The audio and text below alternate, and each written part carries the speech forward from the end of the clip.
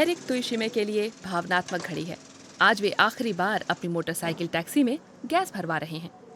Rwanda के Kigali में रहने वाला ये ड्राइवर अपनी टैक्सी का कंबस्टन इंजन बदलवाकर इलेक्ट्रिक इंजन लगवाने जा रहा है।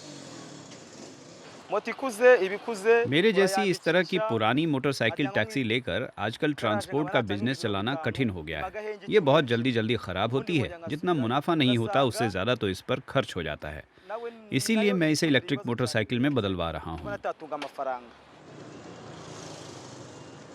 लेकिन समस्या केवल इसे चलाने पर आने वाले खर्च की ही नहीं है। 7 साल से मोटर टैक्सी चलाने वाले तुइशिमे को अच्छी तरह पता है कि उनका इंजन कितना प्रदूषण फैलाता है। इसलिए रवांडा की पर्यावरण एजेंसी और यूएन डेवलपमेंट प्रोग्राम के प्रोजेक्ट में हिस्सा लेने के लिए तुइशिमे बहुत खुशी-खुशी तैयार हो गए। इसका लक्ष्य है पारंपरिक इंजनों को हटाकर धीरे-धीरे टैक्सियों में इलेक्ट्रिक इंजन फिट करवाना। ये काम किगाली की इस वर्कशॉप में होता है।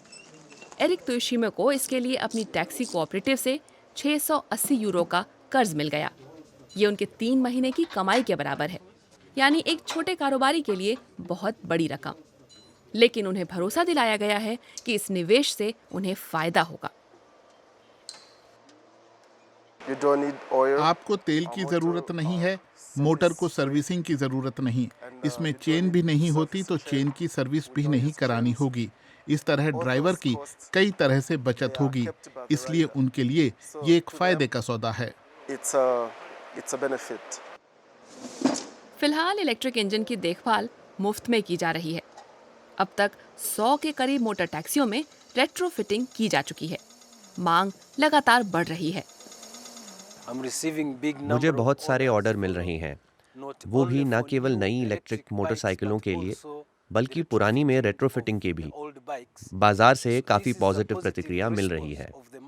रवांडा के अलावा कई पड़ोसी देशों से भी लोग कॉल करके इसके बारे में पूछ रहे हैं। कुछ ही घंटों में टैक्सी में रेट्रोफिटिंग का काम पूरा हो जाता है। तुइशिमे की मोटरसाइकिल अब 2 बैटरियों से चलेगी। हर बैटरी से गाड़ी को करीब 60 किलोमीटर तक चलाया जा सकता है। खत्म होने पर कलेक्शन पॉइंट पर इसकी जगह चार्ज की हुई बैटरियां लेकर उन्हें बदला जा सकता है। खाली बैटरियों को इकट्ठा करने के लिए ट्रक आता है। ये ट्रक भी इलेक्ट्रिक पावर से चलता है। बैटरियों को एक सेंट्रल लोकेशन पर ले जाकर चार्ज किया जाता है। एक बार चार्ज करने का खर्च करीब 76 यूरो सेंट है। करीब 30,000 किलोमीटर चलने के बाद इंजन बदलने का आर्थिक फायदा मिलने लगता है, गैसोलीन के खर्च पर बचत के रूप में। 2026 तक रवांडा में आधी टैक्सियों को इलेक्ट्रिक में बदलने का लक्ष्य है। अगर सभी मोटरसाइकिलों को फॉसिल फ्यूल से बदलकर इलेक्ट्रिक मोटर से चलाया जाए तो हर साल इससे करीब 9 अरब फ्रैंक की बचत होगी। पूरे देश के स्तर पर ये करीब 45% फॉसिल फ्यूल की बचत के बराबर है। रवांडा में आधी के करीब लाइसेंस वाली मोटरसाइकिलें मोटर टैक्सी के रूप में चलती हैं।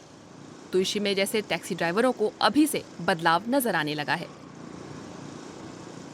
पहले जब मैं अपनी गैसोलीन वाली मोटरसाइकिल चलाता था तो उससे निकलने वाले धुएं के कारण लोग मेरी तरफ देखते थे और अपना सिर हिलाते थे। कुछ ग्राहक तो इसके कारण मेरे साथ चलने से मना ही कर देते थे। अब ये सब नहीं होता। जल्द ही रवांडा और पड़ोसी देश डेमोक्रेटिक रिपब्लिक ऑफ कॉन्गो की सीमा पर बसे गोमा शहर में रेट्रोफिटिंग की सुविधा देने वाली एक और वर्कशॉप खोलने की तैयारी है।